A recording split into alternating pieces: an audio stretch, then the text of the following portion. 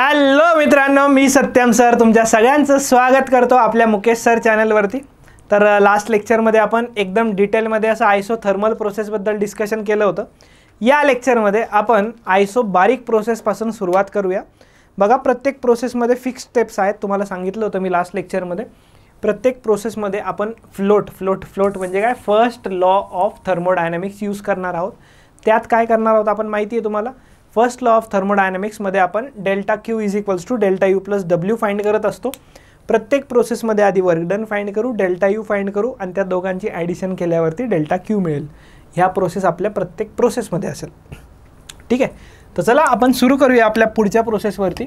ठीक आहे, आपण स्पीड पण काही जास्त वाढवलेलं नाही, आरामात चाललो आहे आपण। सिलेबस होऊन जाईल, डोंट वरी अबाउट दॅट। ठीक आहे, पण आपण डेप्थमध्ये बघतोय हे तर तुम्हाला माहिती असणार। आपण डेप्थमध्ये शिकतोय हे तुम्हाला माहिती आहे। ठीक आहे, चला पुढे जाऊया। आयसोबारिक प्रोसेस, नेक्स्ट प्रोसेस आहे आपली कोणती, आयसोबारिक प्रोसेस। बघा आता,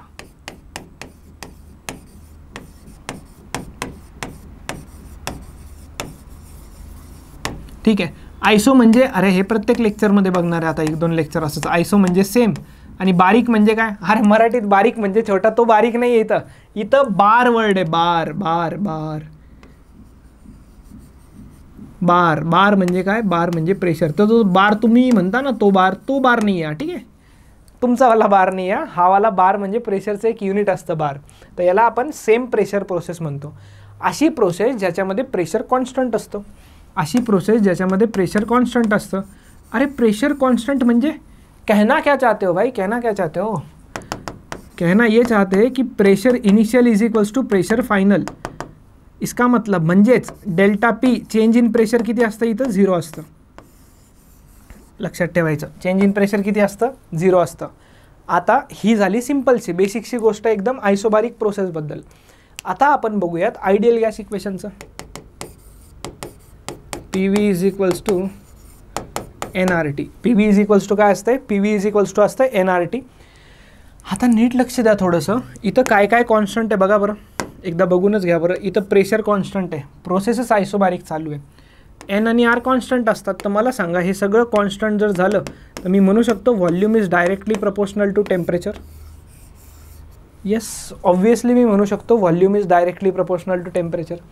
आयसोबारिक process is a thermodynamic process that takes place at constant pressure. ठीक आहे, आता व्हॉल्यूम प्रपोर्शनल टू टेम्परेचर आहे ना, म्हणजे जर मी इथं initial volume divided by final volume लिहिलं तर तिथं मला लिहावं लागेल initial temperature divided by final temperature. That's it. ही गोष्ट तुम्हाला माइंडमध्ये बसली पाहिजे। आता लक्ष द्या, थोडंसं लक्ष असू द्या इकडे। व्हॉल्यूम प्रपोर्शनल टू टेम्परेचर म्हणजे टेम्परेचर वाढलं तर व्हॉल्यूमसुद्धा वाढणार 100%। कसं बघा, जर प्रेशर कॉन्स्टंट ठेवायचं आहे म्हणजे प्रेशर चेंज नाही होऊ द्यायचं आहे गॅस मॉलिक्युल्सचं।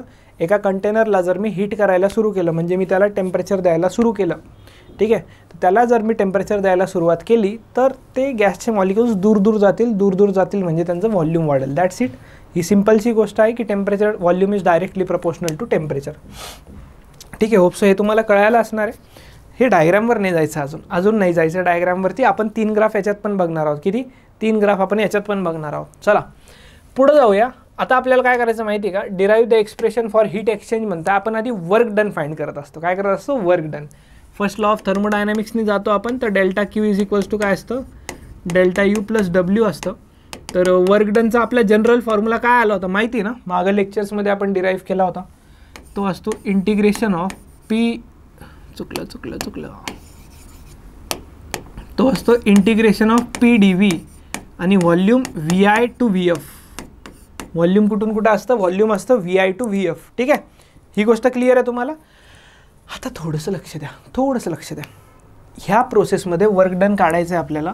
प्रेशर तर कॉन्स्टंट आहे ना बाबा, अरे बाबड्या प्रेशर तर कॉन्स्टंट आहे। हां, तर प्रेशर कॉन्स्टंट आहे। कॉन्स्टंट गोष्ट प्रत्येक वेळेस इंटिग्रेशनच्या बाहेर आली पाहिजे। तर इथं काय राहतं मध्ये, integration D V V I to V F. ठीक आहे, integration D V V I to V F. आता प्रेशर कॉन्स्टंट होतं म्हणून बाहेर काढलं, ही गोष्ट लक्षात असू द्यायची। ठीक आहे, विसरू नका।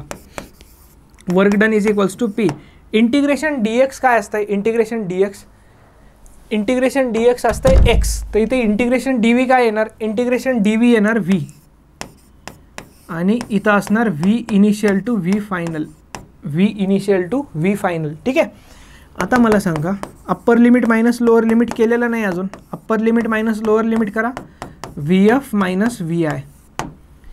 आता हे जे VF मायनस VI केलं आहे याचा अर्थ हाच झाला का चेंज इन व्हॉल्यूम.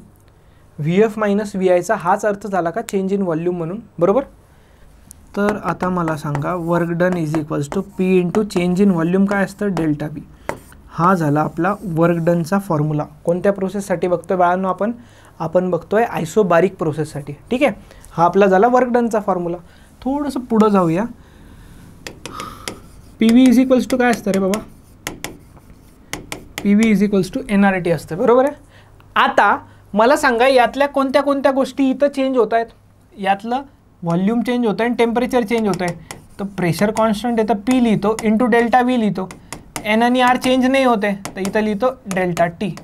आता हे पण एक इम्पॉर्टंट रिलेशन आहे. P delta V is equals to NR delta T. सगळ्या प्रोसेसेससाठी व्हॅलिड नसतं, हे व्हॅलिड आहे आयसोबारिक प्रोसेससाठी जिथं प्रेशर कॉन्स्टंट आहे. तर जे वर्क डनचा फॉर्म्युला आला ना, तर तिच्या P डेल्टा Vच्या जागी आपण NR डेल्टा T सुद्धा पुट करू शकतो. काहीच हरकत नाही, काहीच हरकत नाही. कळालं आपल्याला इथपर्यंत, तुम्हाला कळालं असणार 100%. आता ही झाली पहिली स्टेप वर्क डन कॅल्क्युलेशनची. दुसरी स्टेप काय होती आपली, दुसरी स्टेप होती डेल्टा यू कॅल्क्युलेशनची. आता डेल्टा यू कसं काढायचं सर, अरे डेल्टा यू प्रोसेसवरती डिपेंडच नाही करत बाळा. डेल्टा यू प्रोसेसवरती डिपेंडच नाही करत. मग कशावर डिपेंड करतं, डेल्टा यू फक्त आणि फक्त स्टेटवर डिपेंड करतं आणि त्याचा फॉर्म्युला असतो NCV डेल्टा T. फॉर्म्युला काय असतो, NCV डेल्टा T. सर काही चेंजेस, अरे काहीच चेंजेस नाही याच्यात, काहीच नाही, काहीच चेंजेस नाही. करू सिम्प्लिफाय याला, पक्का 100% करू याला सिम्प्लिफाय. याला सिम्प्लिफाय असंही करता येतं, NCV म्हणजे F/2R इंटू डेल्टा T. इथं बघा बरं, NR डेल्टा T लिहू शकतो मी आणि इंटू F/2 वेगळंही लिहू शकतो. NR डेल्टा T जागी P डेल्टा V सुद्धा लिहिता येतं. हे मॉडिफिकेशन बुक्समध्ये नाही दिलेले. याच्या जागी आपण लिहू शकतो P into delta V into F/2. एक फॉर्म्युला सांगू का तुम्हाला, थोडंसं एक फॉर्म्युला डिराईव्ह नाही केलेला आहे, डिराईव्ह करेल मी पुढच्या ॲडियाबॅटिकमध्ये थोडंसं. पण एक क्वेश्चन दिला आहे याच्यावरती, तर एक फॉर्म्युला फक्त तुम्ही माझ्यासाठी लक्षात ठेवू शकता. R divided by gamma minus 1 CVचा फॉर्म्युला. गामा काय असतं ना, थोडंसं ॲडियाबॅटिक प्रोसेसपर्यंत थांबा, कळून जाईल. गामा दिलेला असतं क्वेश्चनमध्ये मोस्टली. तर फक्त एकच लक्षात ठेवा माझ्यासाठी, R माहिती आहे तुम्हाला, गामा फक्त काहीच नाही आहे. ठीक आहे, लक्षात ठेवा. तर याच्यावरनं मी याला असंही लिहू शकतो, NR delta T divided by gamma minus 1. कळालं का, ही याच्यावरनं. ठीक आहे, आणि NR डेल्टा Tला P डेल्टा V लिहून P delta V divided by gamma minus 1. म्हणजे एक फॉर्म्युला लक्षात ठेवा फक्त, तो वाला कसा आला सांगेल मी पुढे तुम्हाला. त्याच्यावरनं मी 2-3 फॉर्म्युले बनवून देतो जे बुकमध्ये पण नाही आहे पण फॉर्म्युल्यामध्ये यूज केलेले आहेत. ठीक आहे, चला आपण काय यूज करणार सर, बेसिकली सगळ्यात इम्पॉर्टंट आपल्यासाठी 1, 2, 3 हा वाला असं पकडून चला आत्तासाठी. ठीक आहे, आता हा झाला आपला डेरिवेशनवाला पार्ट आयसोबारिक प्रोसेसचा. पुढे जाऊयात आपण. थर्मोडायनेमिक्स ऑफ आयसोबारिक प्रोसेसमध्ये derive the expression for heat exchange in case of isobaric process. Heat exchange in case of isobaric process म्हणजे डेल्टा क्यू विचारत आहे. डेल्टा क्यू तर डेल्टा यू प्लस डब्ल्यू असतं, बरोबर आहे. आता दोघांचे कोणते फॉर्म्युले यूज करायचे हा थोडा विचार करावा लागतो. याचा NCV डेल्टा T आणि इथं CV आलं आहे ना, मेयर्स रिलेशन आहे का तुम्हाला लक्षात, मेयर्स रिलेशन. तर इथं NR डेल्टा T घेऊ आपण वर्क डनच्या जागी. काय घेऊ, वर्क डनच्या जागी NR डेल्टा T घेऊ, काहीच हरकत नाही. आता आपण याच्यातनं काय कॉमन काढू शकतो तुम्हीच बघा. आपण याच्यातनं काय कॉमन काढू शकतो तुम्हीच बघा. आपण याच्यातनं N कॉमन काढू शकतो, मध्ये राहणार CV प्लस R आणि आपण यातनं डेल्टा T सुद्धा कॉमन काढू शकतो. कळालं तुम्हाला, काहीच नाही. N आणि डेल्टा T दोघांमध्ये पण होते ना, तर दोघांमधले N आणि डेल्टा T मी कॉमन काढले. आता युजिंग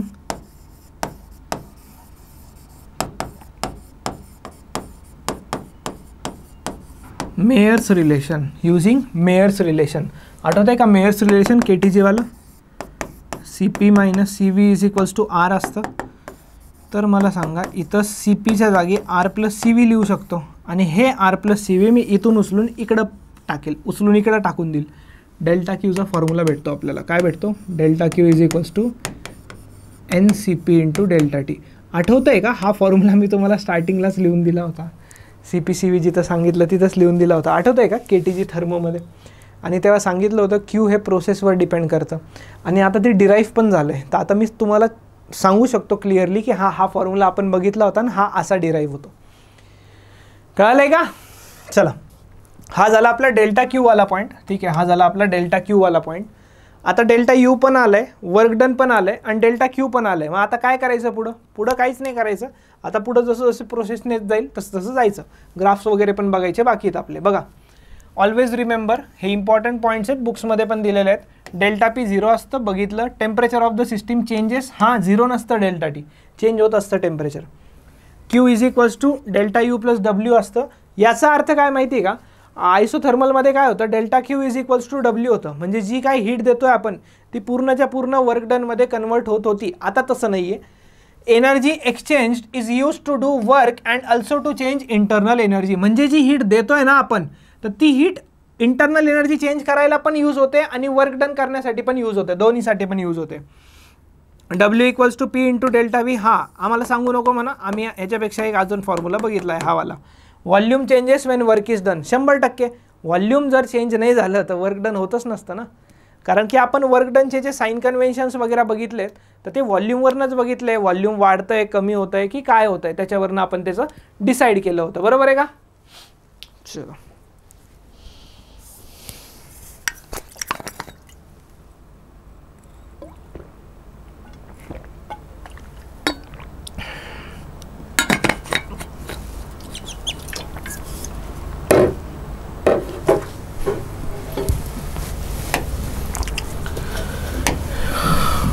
नाही क्वेश्चन नाही, आपल्याला आणखीन ग्राफ्स बघायचे आहेत.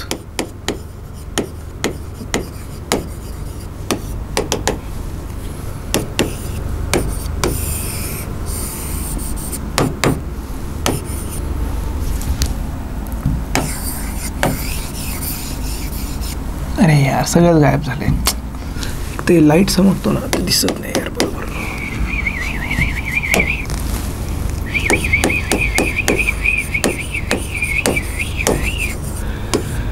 क्यों मेरी आँखों से पर्दा, क्यों मेरी छातों से पर्दा, किसी से प्यार करना है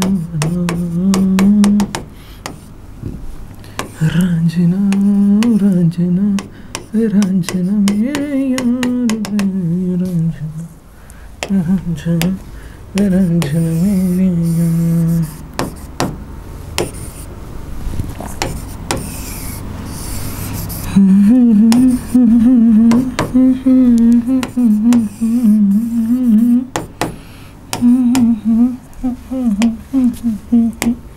चलो ठीक आहे, झाले गाण्या. चला बघूया पुढे आपण आता. ग्राफ जेव्हा पण बघायचे ना बाळांनो, आपल्याला बेटांनो जसेही ग्राफ बघायचे आहेत तर लक्ष द्या, ग्राफ बघताना आपल्याला त्या दोघांमधलं रिलेशन माहिती पाहिजे. सगळ्यात इम्पॉर्टंट गोष्ट, हा ग्राफ प्रेशर व्हॉल्यूमचा आहे, जे की प्रेशर इथं कॉन्स्टंट आहे, इथं पण प्रेशर कॉन्स्टंट आहे. अरे प्रोसेसच आयसोबारिक आहे ना बाळांनो. तर हा ग्राफ असा येतो हॉरिझॉन्टल. म्हणजे प्रेशरची एक व्हॅल्यू फिक्स करायची आणि त्या व्हॅल्यूला चेंज नाही होऊ द्यायचं. मग व्हॉल्यूम वाढो की कमी हो, आपल्याला त्याचा घंटा काही फरक पडत नाही. ठीक आहे. परत इकडे टेम्परेचर आणि प्रेशर आणि टेम्परेचरचा ग्राफ. परत प्रेशर कॉन्स्टंट आहे, एक व्हॅल्यू प्रेशरची फिक्स करा, असं हॉरिझॉन्टल लाईन ड्रॉ करा. मग परत तीच गोष्ट, टेम्परेचर वाढो किंवा कमी हो, आपल्याला घंटा फरक नाही पडत. कळलं का? चला पुढे जाऊया. Volume versus temperature. आता दोन्ही पण कॉन्स्टंट नाही आहे आणि व्हॉल्यूम डायरेक्टली प्रपोर्शनल असते टेम्परेचरला. आता ह्या ग्राफला खूप साऱ्या बुक्समध्ये चुकीचं आहे. मी तुम्हाला बरोबर ग्राफ सांगतोय विथ व्हॅलिड रिझन. लक्ष द्या, इथं व्हॉल्यूमचा पॉवर 1 आहे आणि टेम्परेचरचा पण पॉवर 1 आहे. जर दोन पॅरामीटर्समधला ग्राफ ड्रॉ करायचा आहे, त्या दोघांचा पॉवर 1 असेल आणि ते डायरेक्टली प्रपोर्शनल असतील तर ग्राफ असा दाखवलेला असतो बुक्समध्ये. पण मी तुम्हाला क्लिअरली सांगतो, हा ग्राफ पॉसिबलच नाही आहे. कारण की हा ग्राफ जो आहे ना, ओरिजिनमधनं पास नाही झाला पाहिजे, तो पास होताना दिसला पाहिजे फक्त. बाकी इथं तुम्हाला दाखवू शकता डॉटेड लाईननी तुम्ही की हा ग्राफ इथून पास होऊ शकतो, पण करायचा नाही आहे पास. रिझन सांगतो. मला सांगा, यावरती इथं ह्या पॉईंटवरती टेम्परेचर किती असणार, हे ओरिजिन आहे ग्राफचा, ग्राफच्या ओरिजिनवरती टेम्परेचर किती असतं, टेम्परेचर असतं इथं 0. आता 0 काय, 0 केल्विन, 0 केल्विन टेम्परेचर पॉसिबलच नाही आहे. या पूर्ण युनिवर्समध्ये अशी कोणतीच गोष्ट आजपर्यंत सापडली नाही की जिचं टेम्परेचर 0 केल्विन असेल. आता तुम्ही म्हणसाल सर 0 डिग्री सेल्सिअस असू शकतं ना, नाही, टेम्परेचरचं एसआय युनिट असतं केल्विन आणि आपण केल्विननेच चालतो एसआय युनिटने. युनिवर्समध्ये अशी कोणतीच गोष्ट नाही आहे ज्याचं टेम्परेचर 0 केल्विन आहे. 0 केल्विन म्हणजे -273 डिग्री सेल्सिअस. 0 केल्विन म्हणजे किती, -273 डिग्री सेल्सिअस. लक्षात राहू द्या. तर तसा ग्राफ बनणं पॉसिबल नाही आहे. ठीक आहे, ओरिजिनमधनं पास होताना. ठीक आहे, असा बनवू शकतात. आता सॉरी, जर टेम्परेचर वाढतंय व्हॉल्यूम पण वाढतं आणि जर कमी झालं तर दोन्ही पण कमी होता, कारण की ते डायरेक्टली प्रपोर्शनल असतात. तर ग्राफमध्ये हे रिलेशन्स पण व्हॅलिड असले पाहिजे. ठीक आहे, चला पुढे जाऊयात आपण. नेक्स्ट आहे आपल्याकडे आता याचा एक क्वेश्चन आहे याचा, आपल्याकडे लक्ष द्या. 1 mole of N ideal gas, 1 mole of N ideal gas म्हणजे यांची value 1 is initially kept in a cylinder with movable frictionless massless piston. जर लक्षात ठेवा इथं आयसोबारिक म्हटलंय, कुठंही जर क्वेश्चनमध्ये मुवेबल पिस्टन म्हटलं, कुठल्याही क्वेश्चनमध्ये मुवेबल पिस्टन म्हटलं तर ती आयसोबारिक प्रोसेसच असते. 100% कीवर्ड आहे. Pressure of 1.01 megapascal, 1.01 megapascal. Okay, यांना वाटतं आपल्याला काय प्रिफिक्स अफिक्स माहितीच नाही. मेगा म्हणजे असतं 10⁻⁶. And temperature 27 degree Celsius. परत ते आपला पचका करायला बघत होते पण आपण होऊ द्यायचा नाही. टेम्परेचर केल्विनमध्ये पुट करायचं असतं तर हे 300 केल्विन येतं. किती येतं हे, 300 केल्विन येतं. ठीक आहे. It is then expanded till its volume is double. Volume double म्हणजे व्ही पासून ते व्हॉल्यूम 2V झालं. किती झालं ते नाही, व्हॅल्यू नाही सांगितली, आणि व्हॅल्यू सांगितली नाही तरी काय प्रॉब्लेम नाही आहे आपल्याला, आपण काढू नंतर व्हॅल्यू. कसं काढायचं मी सांगतो तुम्हाला. How much work is done if the expansion is isobaric. हा घोळ केला आयसोबारिक देऊन. नसती दिली तर क्वेश्चन एकदम जबरदस्त होता, तरी आपण आयसोबारिक आधीच घेतली आहे. वर्क डनचा फॉर्म्युला काय आयसोबारिकमध्ये, P × ΔV. अरे बाबड्या मला सांग, ΔV म्हणजे 2V - V घ्यावं लागेल ना, आणि हे P × V येणार. अरे अब्बा गडबड झाली. काय गडबड, प्रेशर माहिती हो, व्हॉल्यूम नाही माहिती ना. एक गोष्ट मी करू शकतो PV = nRT असतं. जिथं कुठे अडकले आयडियल गॅस इक्वेशन तुमची हेल्प करणार. V = काय होऊन जातं, nRT / P. काय होऊन जातं, nRT / P. चला ना मग कशाला थांबलेत, nRT / P. प्रेशर दिलं आहे पण काही कामाचं नाही आहे, काढून टाकलं मी त्याला. nRT, n किती, number of mole 1. Archi value दिली का 8.314 इंटू टेम्परेचर किती घ्यायचं रे 300. तर हे 2 0 आणि हा इथं आला हा पॉईंट. ठीक आहे, 831.4. 3 4 = 12, 1 3 3 = 1 + 4 9 आणि हे 24, एक डिजिटचा पॉईंट. तर हे आलं तुमचं आन्सर 2.494 किलो जूल. झालं वर्क डन, संपला विषय. कळलं, व्हॉल्यूम दिलं नव्हतं, आपण थोडंसं डोकं लावलं आणि माइंड गेम खेळून आपण काय केलं, व्हॉल्यूमला काढून घेतलं. आरामात व्हॉल्यूम कॅल्क्युलेशन जमून जातं, तर व्हॉल्यूमला आपण आधी कॅल्क्युलेट करून घेतलं आहे. ठीक आहे, तर होप्सो यात तुम्हाला काहीच प्रॉब्लेम नसणार. कॅल्क्युलेशनसुद्धा करून दिले मी. अच्छा नाही, एक क्वेश्चन बाकी. HSC बोर्ड एक्सरसाइजमधला क्वेश्चन आहे हा. ॲक्च्युली ह्याच क्वेश्चनसाठी तो अट्टहास केला होता. फॉर्म्युला लक्षात ठेवायचा तुमच्याकडे, बघू कसं काम येतो. अ डायॲटॉमिक गॅस गामा = 1.4 म्हटलं होतं ना, देतात गामा, नाही दिला तरी चालतं आपल्याला, थोडं थांबून सांगतो फक्त. Does 200 joule of work when it is expanded isobarically. Work done करतोय तो, किती वर्क डन करतोय, 200 जूलचं वर्क डन करतोय. कोणत्या प्रोसेसमध्ये, आयसोबारिक प्रोसेसमध्ये. ठीक आहे. Find the heat given to the gas. Heat given to the gas म्हणजे ΔQ कॅल्क्युलेट करायचं आहे. आता ΔQ कॅल्क्युलेट करायला काय असतं आपल्याकडे माहिती आहे ना, ΔQ = ΔU + W. W माहिती हो, ΔUची पंचायत झाली आहे. तर ΔUचा एक फॉर्म्युला होता ना आत्ता, P × ΔV / गामा -1. अरे आत्ता तर आला होता फॉर्म्युला, गामा -1 की 1 मायनस गामा. ठीक आहे, बघू कॅल्क्युलेशन करून बघूया. आता वर्क डन किती दिलं आहे माहिती आहे ना, 200 जूल दिलेलं आहे. ठीक आहे, आणि वर्क डनचा फॉर्म्युला असतो पी डेल्टा व्ही. तर जिथंही पी डेल्टा व्ही दिसतं तिथं काय पुट करायचं, तिथं 200 पुट करायचं, संपला विषय. अरे किती सोपं झालं हे, बघा ना. 200 डिवायडेड बाय 1.4 मायनस 1.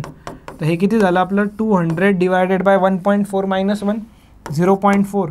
आणि 0.4 म्हणजे याला तुम्ही असं लिहा ना, 2000 डिवायडेड बाय 4.